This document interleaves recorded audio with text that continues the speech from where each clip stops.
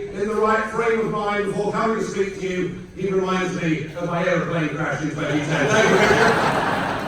Just what I needed. And whilst we're on this spirit of unity within Leave Means Leave, the chairman was wrong. He described me as the first Eurosceptic. I'm sorry, but that, in fact, was Henry VIII.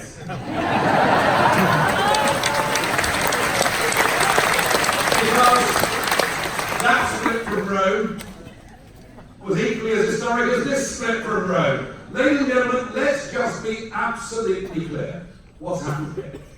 On June the 23rd, 2016, we had a referendum in this country. A referendum that was given to us, the British people. A referendum that I don't think the establishment really wanted to give us, but they were concerned about the rise of a particular political leader they weren't very keen on. And we had a referendum, and despite the fact the government massively outspent us, do you remember that leaflet? Yeah. That leaflet that Cameron put through every door in the land, spent 9 million quid of our money on? Yeah. How I enjoyed posting that back through the door.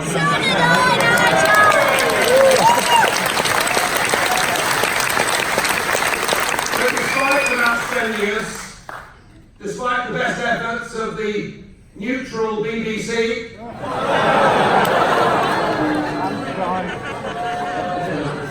very strong opinions, really.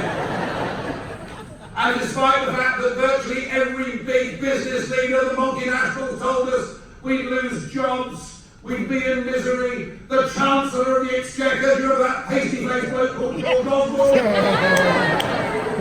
telling us there'd be an emergency budget, interest rates would go up, predictions of doom, global leaders telling us we had to vote to remain, including, of course, the then President of the United States of America, Barack Obama. Despite being told that plagues of black locusts would descend upon our land, we stood up, we ignored them, and in what was the greatest exercise in democracy in the history of this great nation, we voted to leave.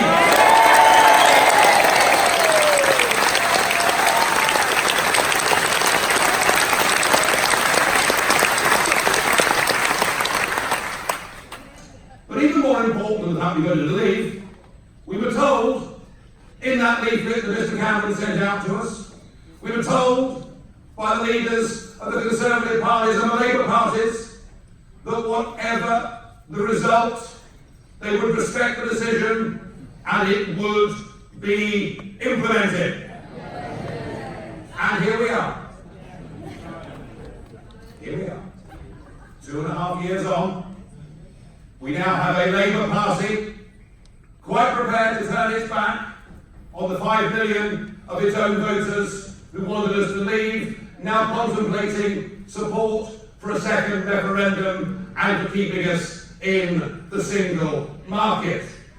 But if that wasn't bad enough, we have a Prime Minister who stands up and says things like,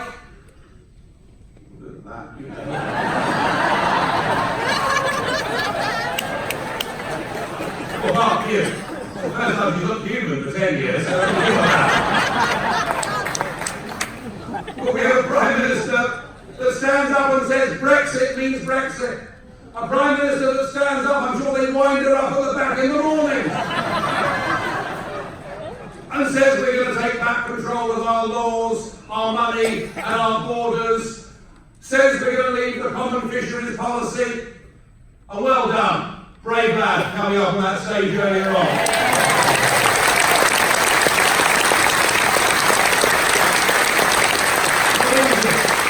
Not easy getting up in front of an audience of this size. Very difficult. I'm always nervous every time too. Believe that, you believe everything. Anyway. But the point about this is, what really matters here isn't just the issues, though they do. But isn't it funny? As we've heard already from Tim and from others, if we leave with no deal on WTO rules, it is no problem. Just look at Southampton and Felixstowe every day. Look at the huge vessels that come in from China, that come in from America. We do vast amounts of business with these countries on WTO rules. Most trade done in the world is done on WTO rules. So no deal, no problem. But here's the bizarre thing, and this is where the betrayal is, I think, at its worst. For 20 years, because that's how long I've now been in the European Parliament. They love me over there.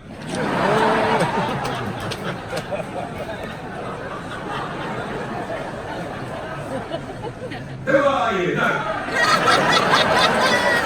Well, you're not laughing now, are you?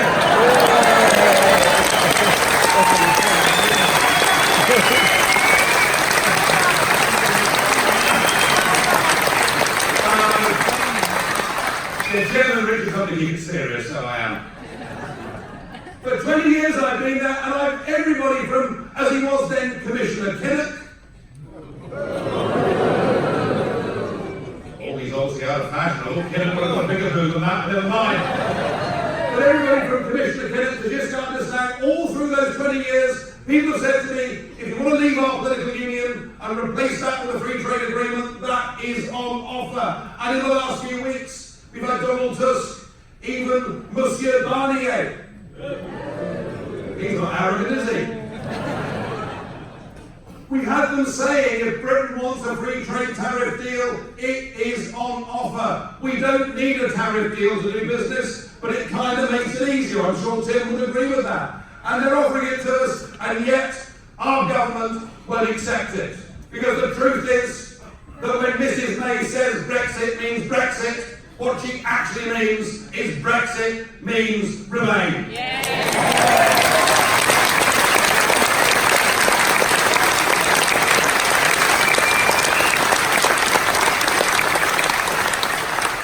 She intends, as we saw from that speech he gave in Florence, funny, isn't it?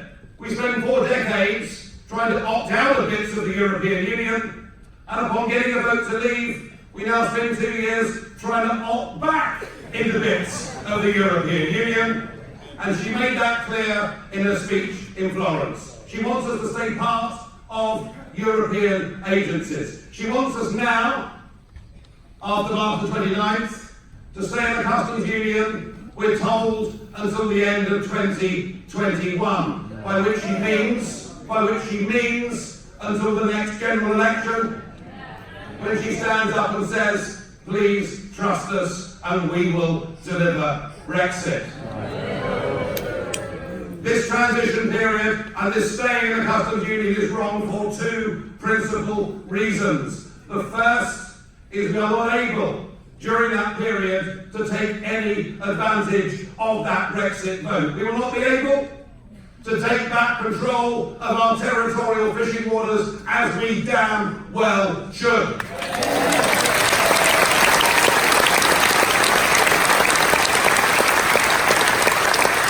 We will not be able to lift a finger to help any of the 5.2 million men and women out there running their own businesses, acting as sole traders, acting as unpaid tax inspectors for the government, overburdened by bureaucracy, beaten down by regulatory authorities, those men and women who provide 60% of the jobs in the private sector in this country, and without whom our entire economy could not exist. They contribute far more than the firms of the CBI, and we need to help them.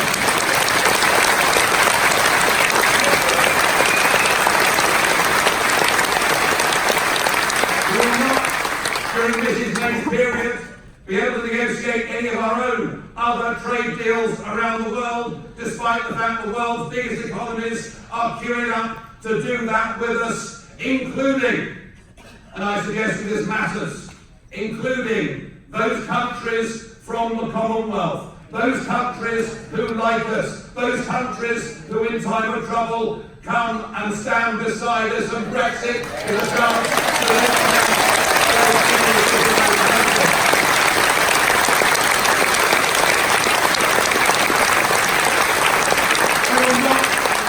Under Mrs May's plan, be able to introduce any immigration controls whatsoever. And most of us who voted Brexit believe that our post-war policy of a net migration figure of about 30,000 a year kind of worked.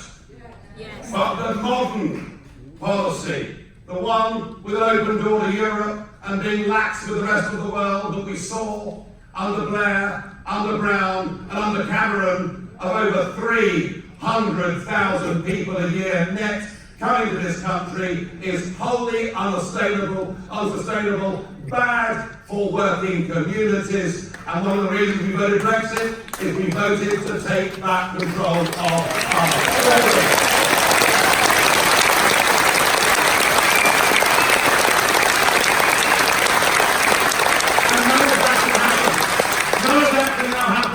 If Mrs May's plan goes through, and of course she goes off, doesn't she, to Brussels on Thursday to the next European summit. And the second reason why this current course of action is wrong, there is something even more fundamental, folks, going on here than arguments about why it's right or wrong to leave the European Union. We had the people's vote in 2016. We made our decision. We made a democratic choice, and for this government to attempt to leave us half in and half out is not just to betray the people that voted in this referendum. It is to devalue, possibly permanently, the bond of trust that needs to exist between the electors and the elected that keeps us a free and peaceful country.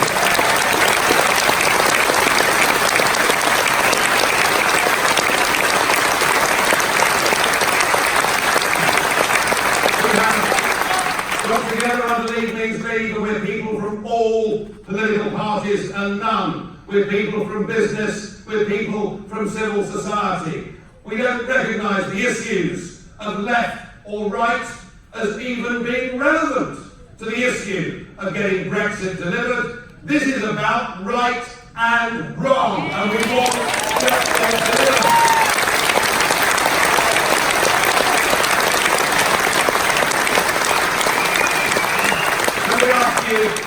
To do your bit. You could, if you wanted to, write to your MP, and you'll notice on the back of this leaflet, it's rather good, isn't it, really, the EU ball and chain and the kit and heel. It says quite a lot to me. On the back you'll notice the names of all the local MPs in this area, including, of course, one, Sarah Wetherspoon from Torquay.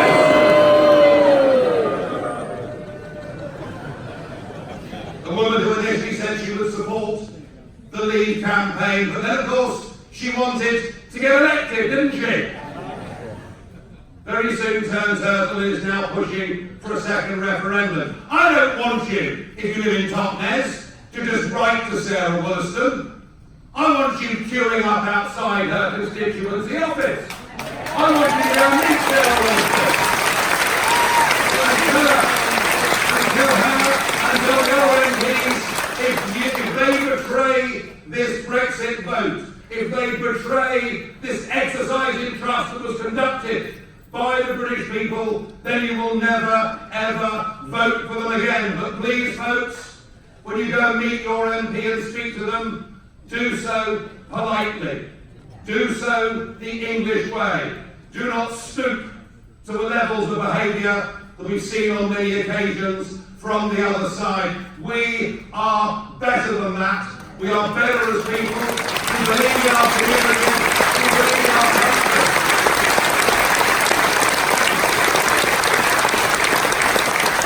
We come from possibly the greatest nation that has ever been seen in the history of mankind. And what we need to do is to believe in Britain, to believe in our ability to govern ourselves.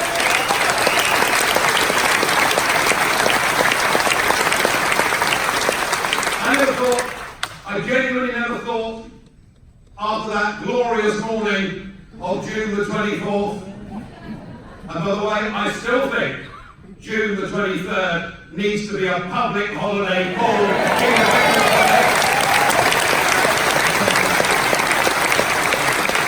But I never thought after that day I would need to be back on any stage or any platform whatsoever. I perhaps naively thought that they would carry out our will. It is now clear they will not carry out the chosen position of the British people. So what we now need to do with Leave Leave is not just have rallies around this country, it's not just get you to go and lobby your MPs. We will now need to rebuild the People's Army that helped us deliver Brexit. And I ask you to volunteer, I ask you to join, I ask you to help us. We've got a big short-term battle over the course of the next few weeks, and I hope that those members of Parliament who are committed to delivering Brexit have the courage to stand up and do so. But we could be in, I'm sorry to say, for a much longer fight to get that result delivered. Well, I'll tell you something,